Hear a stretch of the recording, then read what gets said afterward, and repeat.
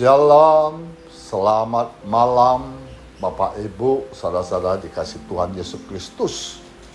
Kita selalu mengucapkan syukur pada Tuhan yang luar biasa dan sangat baik.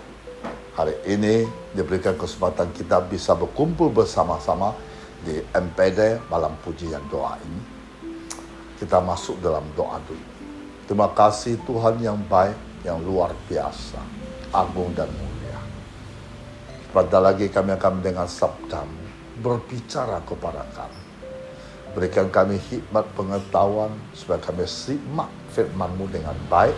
Yang kami punya juga hati sabar dan bisa menerima apa yang Tuhan sampaikan pada malam ini. Di dalam nama Tuhan Yesus kami berdoa, haleluya, amin. Oke Bapak Ibu, saudara-saudari dalam Tuhan Yesus Kristus. Judul pada malam ini ada salah satu pemimpin terbesar sepanjang masa. Saya ambil dengan keteladanan Yosua. Nah, Bapak Ibu, saudara-saudari dalam Tuhan Yesus Kristus, Yosua itu merupakan salah satu pemimpin bangsa Israel yang paling efektif yang pernah ditulis di dalam Alkitab. Hal ini bisa dilihat dari keberhasilannya dalam mempengaruhi orang lain. Dipimpin oleh Musa.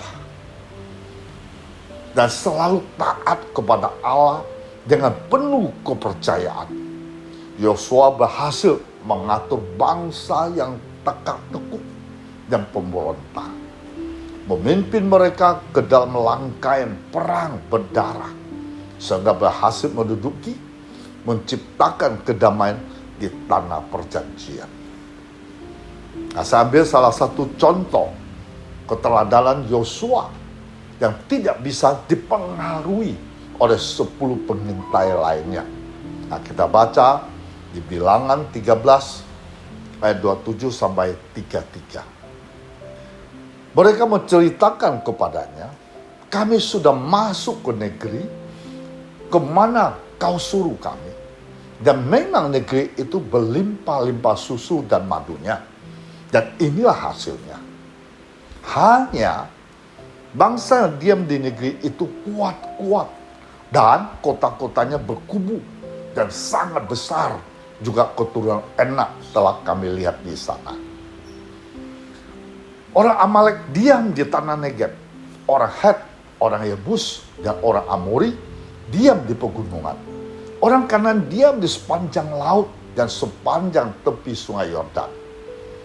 Kemudian Kaleb mencoba menenteramkan hati bangsa itu di hadapan Musa, katanya. Tidak, kita akan maju dan menduduki negeri itu sebab kita pasti akan mengalahkannya. Tetapi orang-orang yang pergi ke sana bersama-sama dengan dia berkata, kita tidak dapat maju menyerang bangsa itu. Karena mereka lebih kuat daripada kita.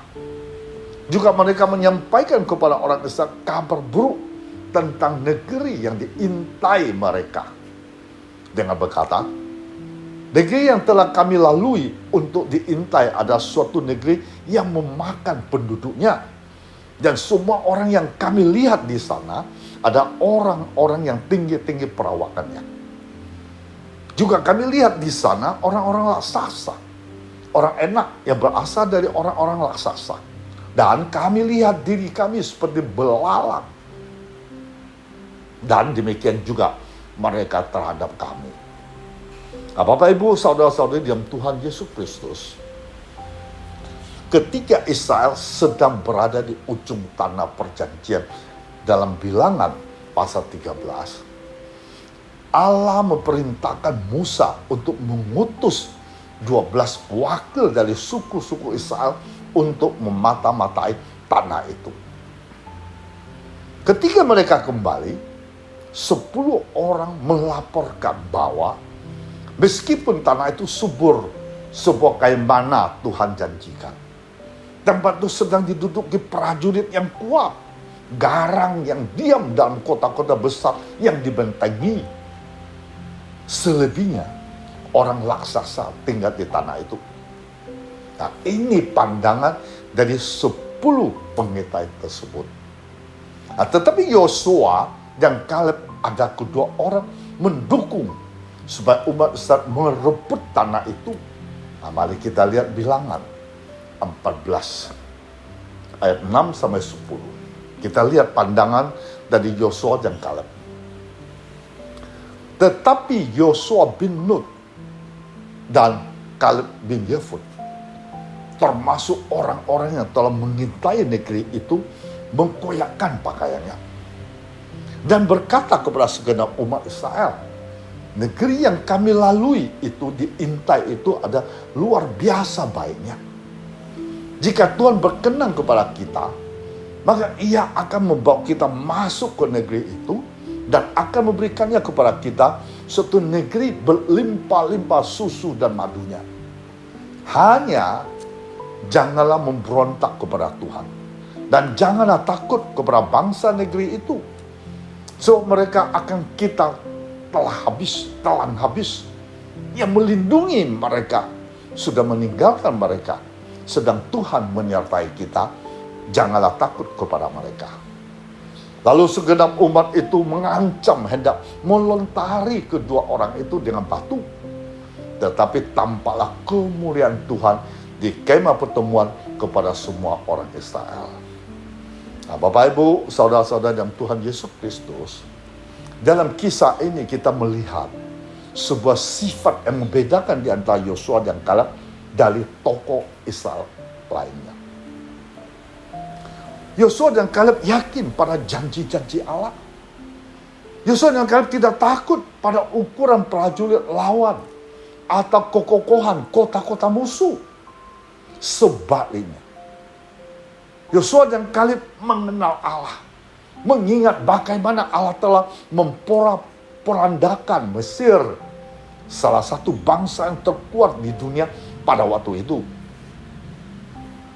Jika Allah dapat mengalahkan pasukan Mesir yang begitu kuat, tentunya Allah pasti dapat mengatasi berbagai suku di Kanaan. Bapak, Ibu, saudara-saudari dalam Tuhan Yesus Kristus, pelajarannya bisa diambil dari di sini. Ada bahwa kepemimpinan merupakan sebuah keterampilan yang dapat dipelajari dan dikembangkan. Jika kita bersedia untuk terus menuruti Allah dalam kerendahan hati yang sejati. Yosua memiliki beberapa karakter yang memungkinkan dia untuk berkembang menjadi salah satu pemimpin terbesar sepanjang masa. Antara lain,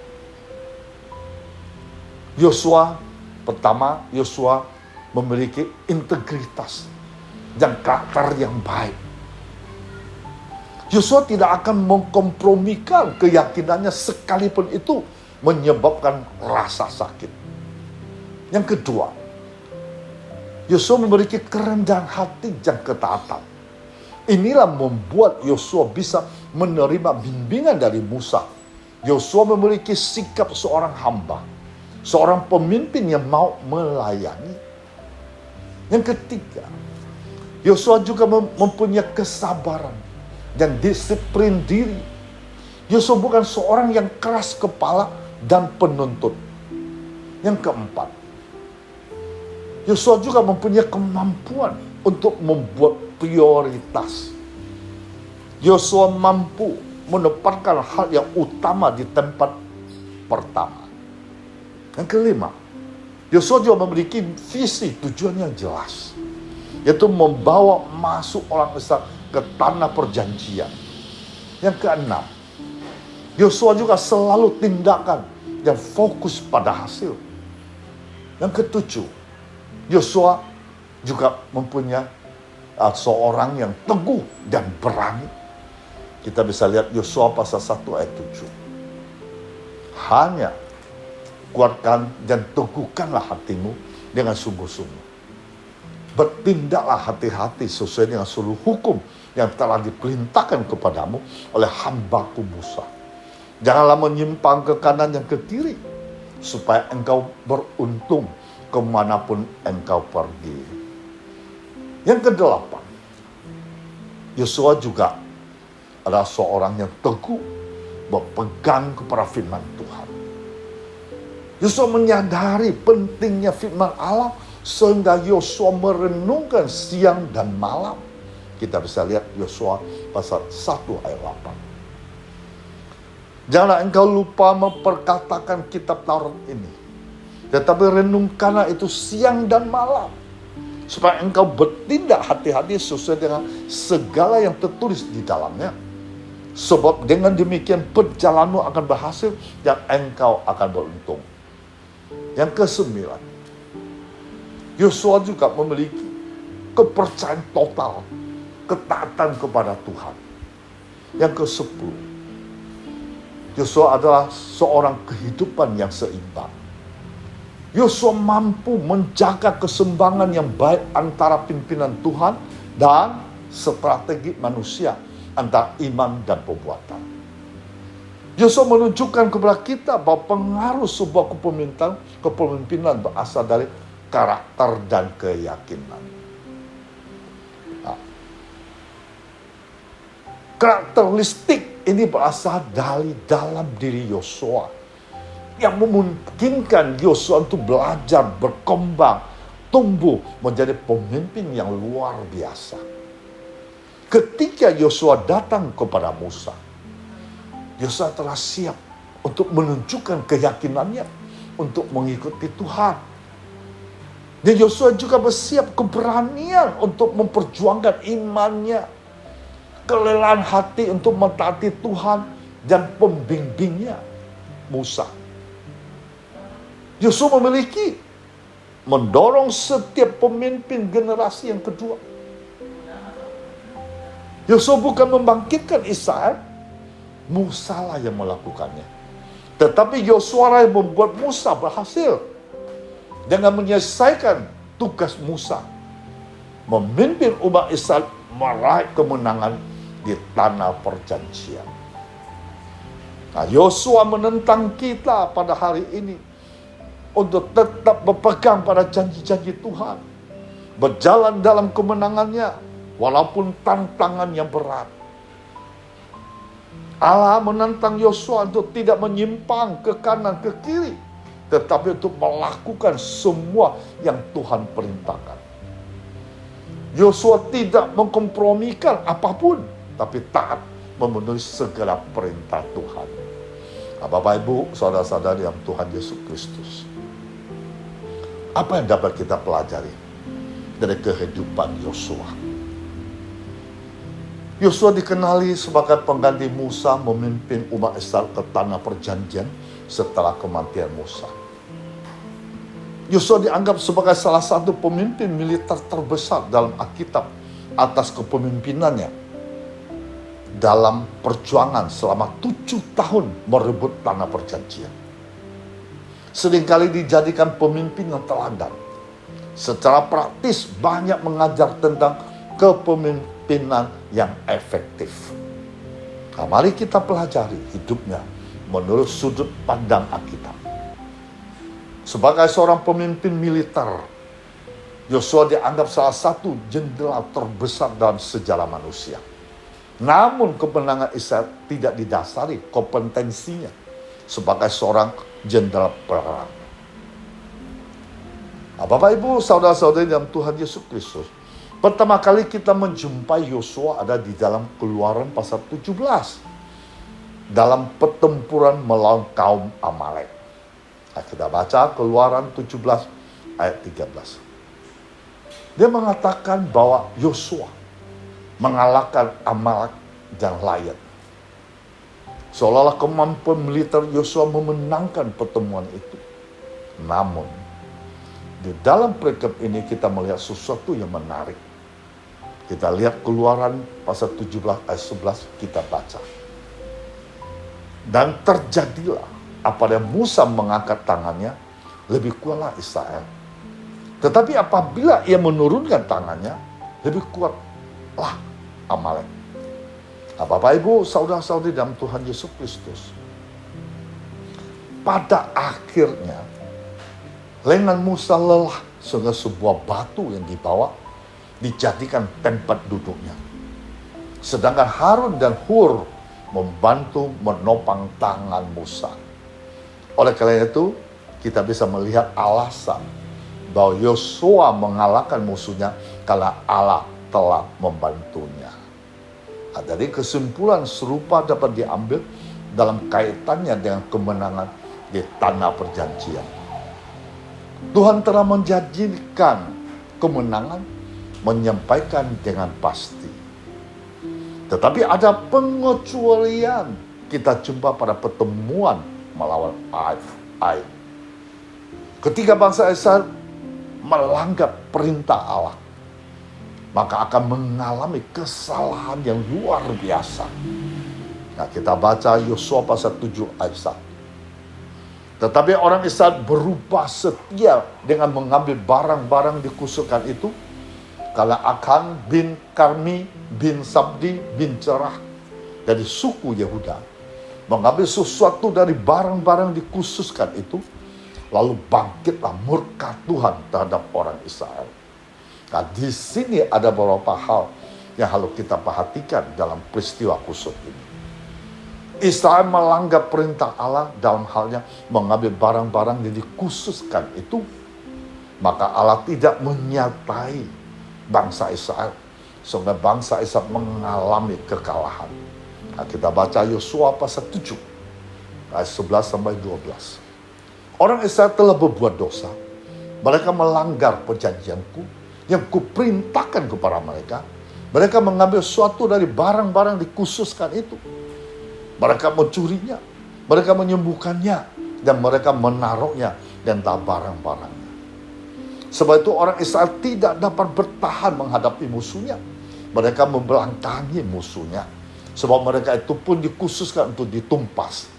Aku tidak akan menyertai kamu lagi jika barang-barang dikhususkan itu tidak kamu punahkan dari tengah-tengahmu. Nah, akibat orang Israel pelanggaran firman Tuhan membuat gugur 36 orang, istilah mati.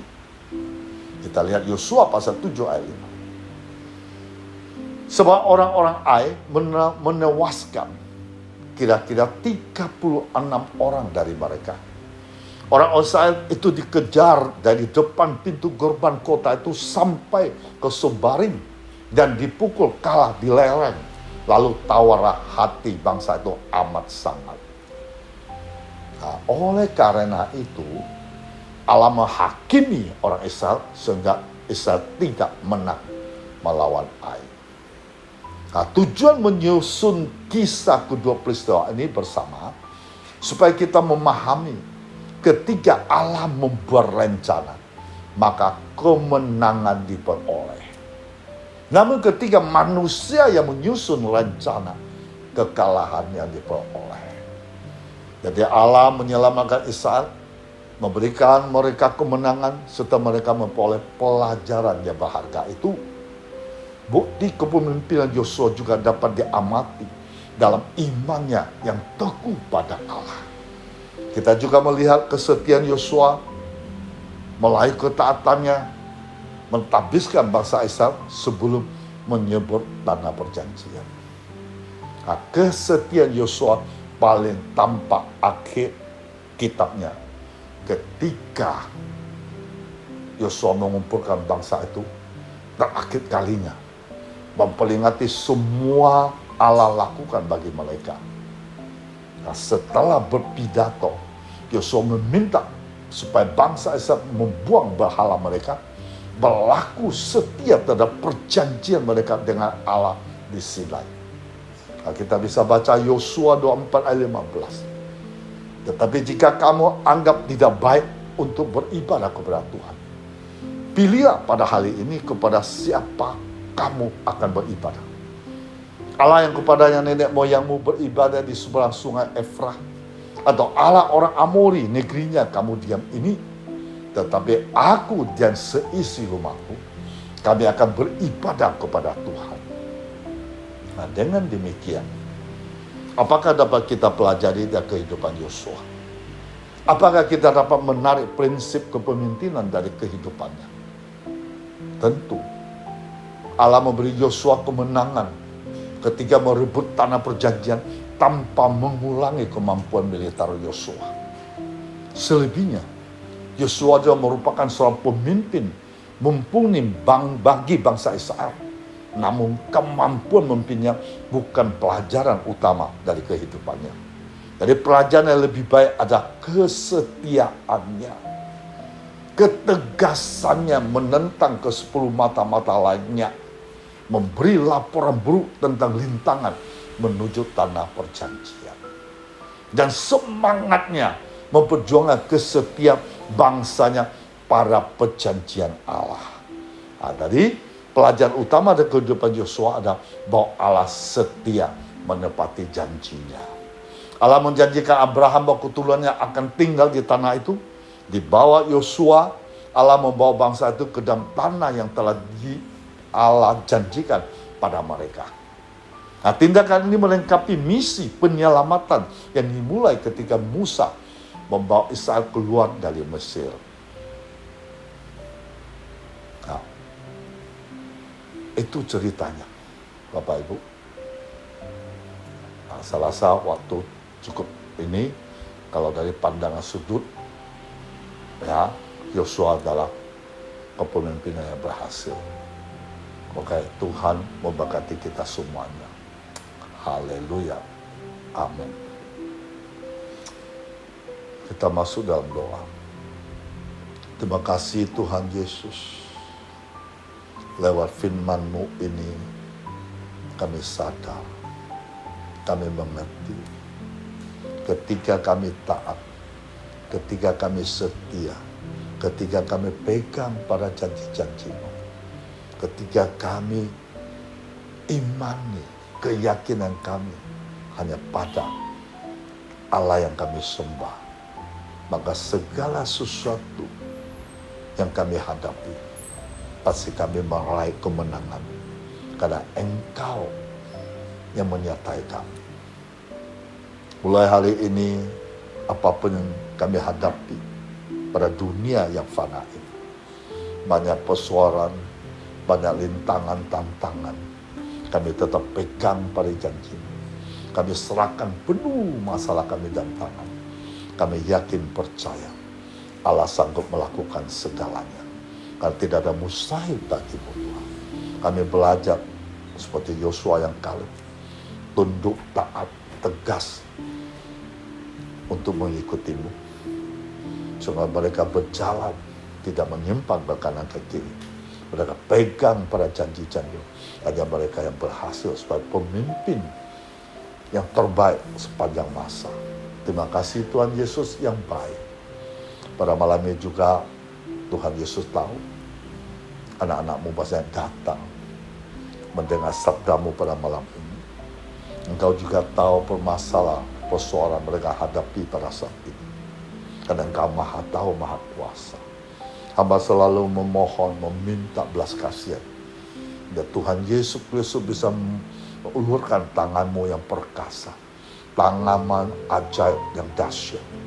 Engkau jamah setiap anak-anak-Mu yang setia, yang taat. Selalu menanti-nantikan kehadiran-Mu. Ini malam ini kesempatan yang terbaik. Tuhan, Engkau melakukan semua itu. Engkau bertindak sesuai dengan kehendak-Mu. Saya percaya malam ini banyak orang telah mendengar sabda-Mu, disembuhkan segala penyakitnya, dibuka jalan bagi mereka yang mendapat berkat yang luar biasa, sehingga mereka menemukan jalan keluar yang terbaik. Di dalam nama Tuhan Yesus, haleluya, amin.